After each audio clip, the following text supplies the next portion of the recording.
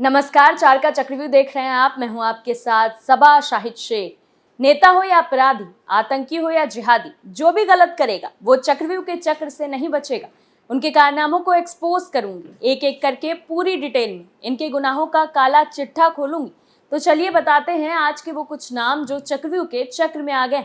वो है मुरादाबाद में बमबाजी और फायरिंग करने वाले आरोपियों की। दूसरी खबर में बात बिहार के गैंग की जो प्रयागराज में एक्टिव थे।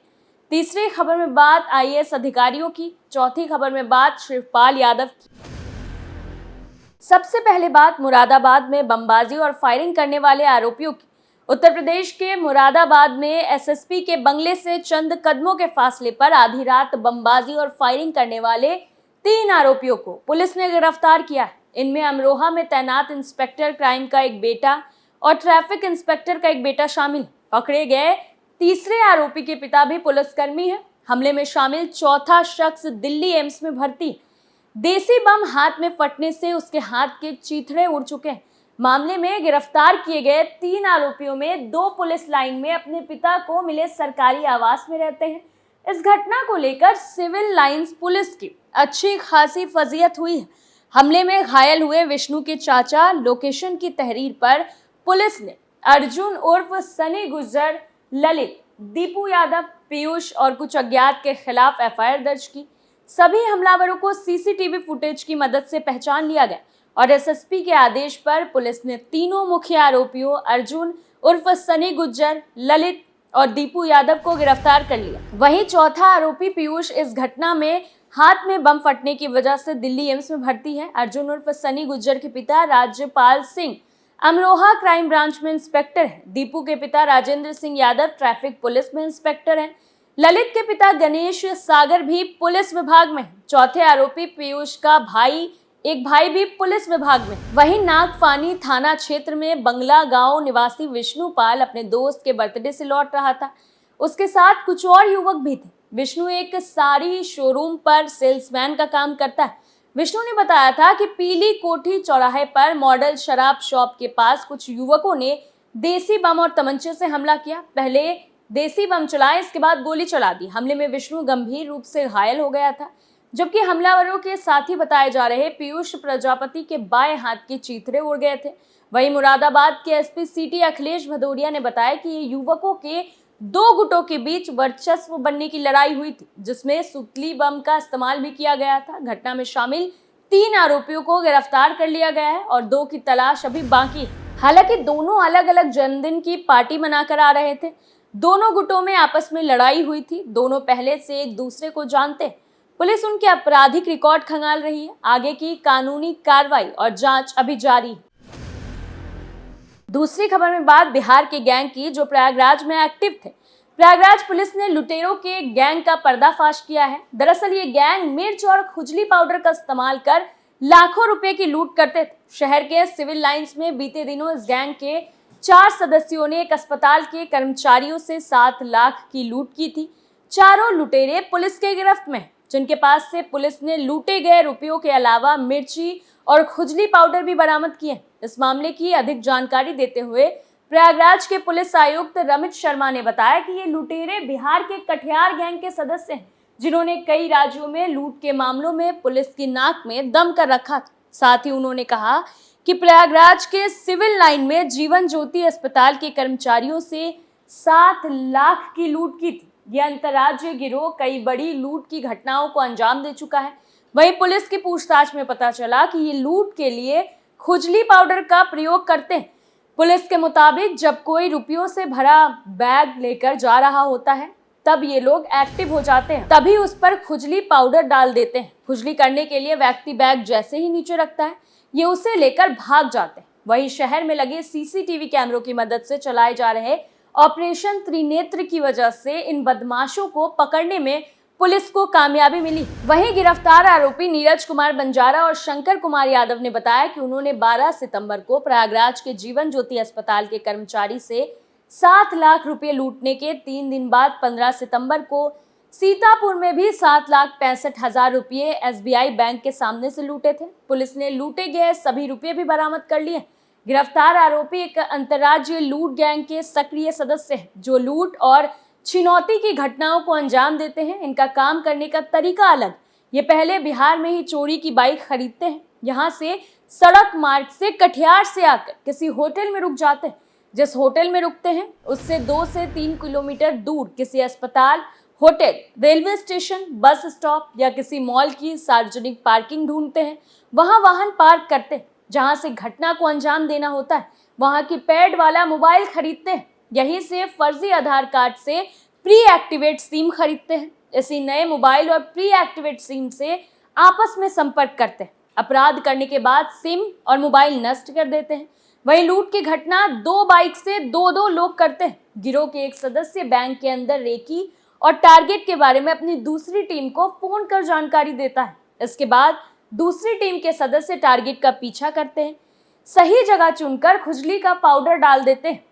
इसके बाद गैंग खुजली होने पर कंधे से उतारते ही बैग छीनकर भाग जाते हैं। दोनों बाइक सवार अलग अलग दिशाओं में भाग जाते हैं। पहले ये तय टारगेट पर मिलते हैं। इनके पास से पुलिस ने 8,35,000 रुपये नगद, कई अवैध सामग्री, 8 सिम कार्ड, 2 मोटरसाइकिल, 4 पैकेट खुजली पाउडर और 4 पैकेट मिर्ची पाउडर बरामद किया है। तीसरी खबर में बात अधिकारियों की। उत्तर प्रदेश के आधा दर्जन से ज्यादा आईएएस का तबादला कर दिया गया है। फतेहपुर, रायबरेली, कासगंज, प्रतापगढ़ समेत कई जिलों के डीएम बदले गए। बताया जा रहा है कि सीएम योगी ने राजस्व विभाग की समीक्षा बैठक में लापरवाही पर भारी नाराजगी जताई थी। इसको लेकर इन जिलों के डीएम के तबादले किए गए हैं। दरअसल राजस्व विभाग की बैठक में सीएम योगी ने प्रतापगढ़ के डीएम को जमकर फटकार लगाई थी। सीएम योगी ने प्रतापगढ़ डीएम को हटाने के लिए कहा था। वहीं सीएम ने कहा था कि इनको कार्य मुक्त किया जाए। इसके अलावा सीएम योगी मेरठ कमिश्नर और बलिया डीएम के कार्य से भी असंतुष्ट दिखे। हालांकि इस तबादले की लिस्ट में वो बच गए। प्रतापगढ़ के जिला अधिकारी के अलावा 6 और आईएएस अधिकारियों के तबादले किए गए हैं। वहीं माला श्रीवास्तव को रायबरेली के डीएम पद से हटाकर खनन विभाग का निदेशक बनाया गया है। रायबरेली डीएम की जिम्मेदारी हर्षिता माथुर को दी गई है। हर्षिता माथुर कासगंज की डीएम थी। सुधा वर्मा को कासगंज जिले का डीएम नियुक्त किया गया है। सुधा वर्मा संयुक्त सचिव राज्य निर्वाचन आयोग के पद पर तैनात थी। वहीं सिद्धार्थनगर के डीएम संजीव शरण को प्रतापगढ़ का जिला अधिकारी बनाया गया है। तो वहीं पवन अग्रवाल को सिद्धार्थनगर की जिम्मेदारी दी गई है। पवन अग्रवाल मौजूदा समय में गोरखपुर औद्योगिक विकास प्राधिकरण की जिम्मेदारी संभाल रहे हैं। उनकी जगह अनुज मलिक को मुख्य कार्यपालक अधिकारी गोरखपुर औद्योगिक विकास प्राधिकरण बनाया गया है। हालांकि सीएम योगी ने सभी जिला अधिकारियों से राजस्व मामलों का प्राथमिकता के आधार पर तय समय में निस्तारण करने को कहा था। इसके बाद यूपी में 24 घंटे के अंदर ही सीएम योगी के फरमान पर अमल हो गया। आपको बता दें कि सीएम योगी ने वीडियो कॉन्फ्रेंसिंग के जरिए पूरे सूबे के कामकाज की समीक्षा बैठक की थी। इसमें कई जिलों के बड़े अफसरों को जमकर फटकार लगाई गई थी। प्रतापगढ़ के कलेक्टर आईएएस प्रकाश चंद्र श्रीवास्तव के कामकाज से योगी इतने नाराज थे कि उनको तुरंत हटाने को कहा था। सीएम के निर्देश के 24 घंटे के अंदर ही डीएम साहब का ट्रांसफर कर दिया गया। वहीं सीएम ने साफ कर दिया है कि जो अधिकारी जिलों में काम नहीं करेंगे उन्हें तत्काल प्रभाव से कार्य मुक्त कर दिया जाएगा। अब इसका असर भी देखने लगा है। दरअसल मुख्यमंत्री योगी ने राजस्व मामलों में संबंधित उच्च स्तरीय समीक्षा की। उन्होंने राजस्व मामलों के निस्तारण में खराब प्रदर्शन वाले जिला अधिकारियों को सख्त हिदायत देते हुए अपने अपने यहाँ लंबित मामलों को शून्य करने के लिए कहा। इसी के साथ सीएम ने निर्देश दिए कि राजस्व मामलों से संबंधित सभी कर्मचारियों की हर स्तर पर जवाबदेही तय की जाए और लापरवाही करने वालों के खिलाफ कार्रवाई की जाए। मुख्यमंत्री ने बलिया, प्रतापगढ़, जौनपुर, गोंडा और मऊ जिले के डीएम को उनके यहाँ लंबित राजस्व मामलों को शीघ्र शून्य करने के निर्देश दिए। उन्होंने पैमाइश, वरासत, उत्तराधिकार और नामांतरण, भू उपयोग परिवर्तन को निर्धारित समय में पूरा करने पर जोर दिया। वहीं सीएम योगी ने ग्लोबल इन्वेस्टर समिट के दौरान हर जिले में मिले निवेश प्रस्ताव को लेकर सभी जिला अधिकारियों को निर्देश दिए कि वो सभी निवेशकों से संपर्क करें। मुख्यमंत्री योगी ने ग्लोबल इन्वेस्टर समिट के दौरान हर जिले में मिले निवेश प्रस्ताव को लेकर सभी जिला अधिकारियों को निर्देश दिए कि वो सभी निवेशकों से संपर्क करें। जिलों में निवेश रोजगार सृजन का बड़ा माध्यम है, इसलिए निवेशक छोटा हो या बड़ा, उसके निवेश को लेकर आ रही परेशानियों का प्राथमिकी के आधार पर निस्तारण किया जाए। उन्होंने ईज ऑफ डूइंग बिजनेस के मामले में बैरियर बनाने वाले अधिकारियों और कर्मचारियों को तुरंत कार्य मुक्त करने के सख्त निर्देश भी दिए। चौथी खबर में बात शिवपाल यादव की। घोसी उपचुनाव में समाजवादी पार्टी की जीत का सेहरा चाचा शिवपाल यादव के सिर पर बंधा, तो वहीं दूसरी तरफ बीजेपी की हार के लिए सबसे ज्यादा ओम प्रकाश राजभर निशाने पर रहे। हालांकि हार के बाद सुभाषपा प्रमुख भले ही इन दिनों थोड़ा शांत दिख रहे हो, लेकिन उनके बेटे अरुण राजभर लगातार सपा पर हमलावर है। राजभर के बेटे ने एक बार फिर से शिवपाल यादव पर निशाना साधा है। उन्होंने उनका एक पुराना बयान शेयर करते हुए सपा पर हमला किया और एक शकुनी का भी जिक्र कर दिया। ओम प्रकाश राजभर के बेटे अरुण राजभर ने शिवपाल यादव का पुराना बयान शेयर करते हुए सपा के शकुनी का जिक्र किया। इस बयान में शिवपाल यादव ये कहते नजर आ रहे हैं कि समाजवादी पार्टी में एक शकुनी है, प्रोफेसर, जिसका नाम आप समझ लेना कि क्या है। चश्मा, इस बार यहाँ की जनता उनका चश्मा उतरवाएगी। शिवपाल ने इस बयान में किसी का नाम तो नहीं लिया, लेकिन उनका इशारा सपा नेता रामगोपाल यादव की ओर था।